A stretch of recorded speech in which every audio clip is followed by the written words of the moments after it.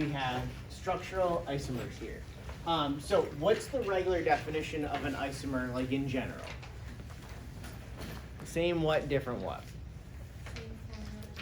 Good, same formula, different structure. Okay, in this chapter we're gonna get into a little bit more depth with that because there's two different ways to change the structure of isomers. So the first one we're gonna talk about is a structural isomer. It's also known as a constitutional isomer. And as Sam said, it's the same atoms, but they're bonded in a different order, and they can have different properties. Now, this is the same thing that we just saw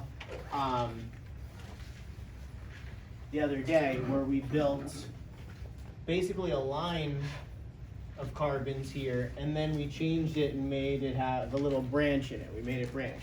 So this is the same atoms. It's C4H10 for both of them, but we just rearranged how they are. That was a structural isomer, all right? Now, another way to show this is how they did on this page, where each line segment represents two carbons. So here's a carbon, and then here's a carbon. So if you take a look here, by drawing a line that kind of goes up and down, kind of like Charlie Brown's shirt, you can actually say how many carbons are on here. How many carbons do you see here? Yeah, there's 4, right? Because you would have 1, 2, 3, 4. They don't show the hydrogens. Why do you think they ignore the hydrogens? Each carbon will have 3. We'll just have as many as it needs, right? So yeah, they'll just have as many as they need. And if we take a look back to here, you'll see the carbons on the end have 3, the middle ones have 2, and then the one on the end has 3 again. So it's kind of like hydrogens, you just kind of fill it up, all right? So that's why they don't show it here. What about this one? Why does this also show, or how can that also show a structure? How many carbons do you see there? Yeah, 4 as well, right? How many are down here in this line? Yeah, we have 3 of them, and then there's 1 up here as well, right? Just like we did yesterday in that branched one. You have 1, 2, 3, and then there was another one connected to that central carbon there. So this is just another way to show isomers, all right? Any questions with any of that? No? Okay, so let's take a look at geometric isomers. So the order of atom bonding is the same, but the arrangement of the atoms in space is different. So these are special isomers that can exist in different ways, but it's told to you in like a specific way. So let's take a look at this. We have this thing right here, carbon, we have 2 carbons, 2 chlorines, and 2 hydrogens. And we're going to build this, and we're gonna see what we come up with, all right? So let's take a minute and build that. Okay, so if you were just given C2Cl2H2 and asked to build it, you could come up with a bunch of different things. This would be one of them, where you have 2 hydrogens on one side and the other 2 chlorines on the other side, and look something like this. This is the only one that's not what they're looking for, all right? Now, how do I know that that's not what they're looking for?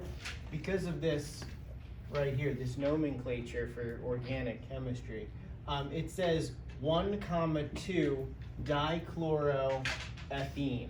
All right, now that's really a lot of stuff, but you recognize the chloro in there, right? What do you think the 1,2 means? I know, it's weird. That actually tells you which carbons to attach them to.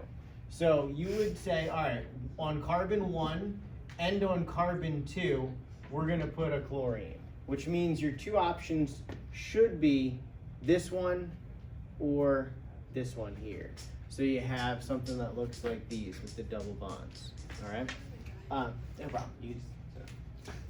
Okay, so we have 2 versions of this. Now, how do we know which one it's asking for out of these 2? Are they the same? Now, all of these are isomers, right? But now we're talking geometric isomers. So if we take a look at these, what's different about these 2? Yeah, one, they're across, and then one's on the same side, right? So we have these 2 on the same side. We have these ones that are across. Now, can you just rotate the molecule to turn this one into this one? No, right? The double bond locks it in there. It makes it so you can't twist it. So these are actually two different things. And that's why they're called geometric isomers, because their geometry is different. Does that make sense? Which one? Well, there's two words for this. We have cis and we have trans. Cis is when it's the same on both sides. So that would be like this one. And then trans would be like this, where it's across. Transcontinental railroad, that kind of thing going across. That's what they're going for with these names here. So let's draw them real quick. All right, so we have 2 carbons. Each carbon, 4 single electrons. There's a connection between these two. And then we have our CLs and our H2. So I'm gonna put a CL and an H on both of them.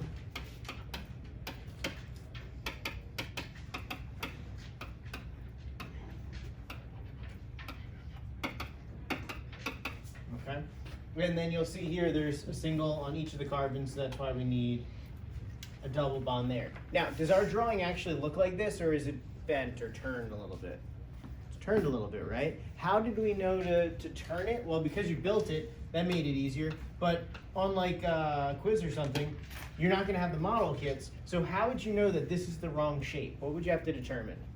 It's AXE. Yeah, exactly, it's AXE. So what is its AXE? AX what? Yeah, AX3, good. Let's talk shape. What would the shape be? Try what? Good, trigonal planar. All right, the angle? Good, 120. Hybridization? You talk about that yet? No, okay. Whenever you have trigonal planar, its hybridization is going to be SP2. We'll go over that shortly. Why? Okay. All right. So that's going to be our first one, and then the other carbon's going to be the same, right? It's going to also be AX3. So we could just draw an arrow over that and say that one's going to be the same. All right. So then when we redraw our final draft of this, it's going to look like.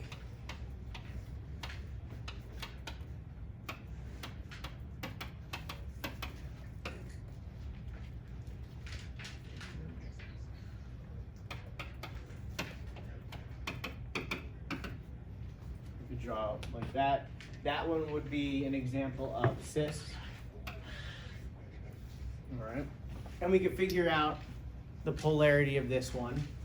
Let's take a look at it. So, what's chlorine's electronegativity? 3 point something? 3.5? What is it? 3.0? Okay. 3.0, carbon's 2.5, hydrogen's 2.1. So as we're going here and then down to the chlorine, we see that it's moving all in one direction. Same thing here, everything's moving down there. So is it going to be polar or non-polar? Yeah, it's going to be polar, right? Because this is 0.4 going down. This one's going to be 0.5 also going down. So we'll have slightly negative and then slightly positive up here. So for this one, when we cut it in half, we're kind of cutting it through the molecule that way. So the bottom would be negative, and then the top would be positive, right? And that would be an example of cis. Trans, you would have them across from each other. So maybe a CL is up over here, and then a CL would be down over here. All right, and that one's trans.